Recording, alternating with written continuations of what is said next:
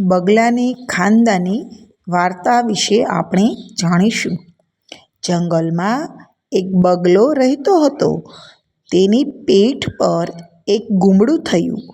તેણે સાંભળ્યું છે કે જંગલમાં એક વાંદરો છે જે ગુમડા મટાડવામાં નિષ્ણાત છે. બગલો વાંદરા પાસે ગયો અને તેની સારવાર કરવા માટે વિનંતી કરી. વાંદરાએ જાહેર કરી કે જો તું મને 3 જામફળ લાવી આપીશ તો હું સમસ્યા દૂર કરીશ. બગલાએ કહ્યું, અત્યારે જામફળ હું ક્યાંથી લાવી આપું? તમારા આ ઉપકારના બદલા હું નહીં ભૂલું. તમને ફરી કોઈક વાર હું મદદ કરીશ. પરંતુ વાંદરો પોતાની માગ પર અડગ રહ્યો. કંઈ પણ કરવામાં અસમર્થ બગલો ઘેરે પાછો જાય છે. એટલે એક પોપટ બગલાની આ પરિસ્થિતિ જોઈ તેને પૂછ્યું કે શું વાત છે? બગલાએ તેને માંડીને બધી વાત કરી. પોપટે બગલાને 3 જામફળ લઈ આપ્યા. બગલાએ તે જામફળ વાંદરાને આપીને તેના બદલામાં તેની સારવાર લીધી. થોડા જ સમયમાં બગલાનું ગુમડું ઠીક થઈ ગયું અને સારું થઈ ગયું.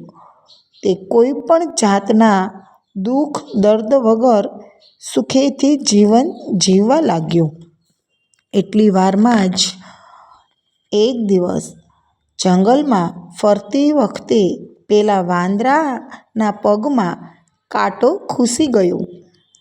તેનાથી તેને ખૂબ પીડા થતી હતી.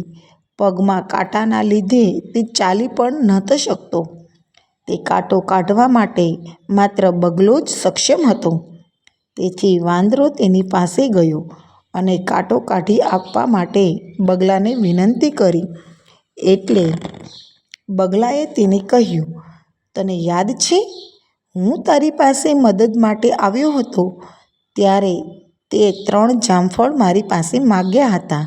હવે તું મુશ્કેલીમાં છે અને તને મદદ કરવાના બદલામાં હું ઈચ્છું તો કંઈ પણ માગી શકું છું. પરંતુ આ સારી ટેવ નથી.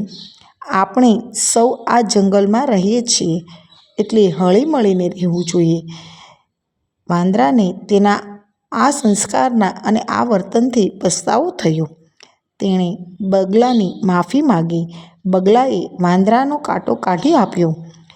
ત્યાર પછી વાંદરો જંગલના તમામ પ્રાણીઓ સાથે મિત્રતાથી વર્તન કરવા લાગ્યો.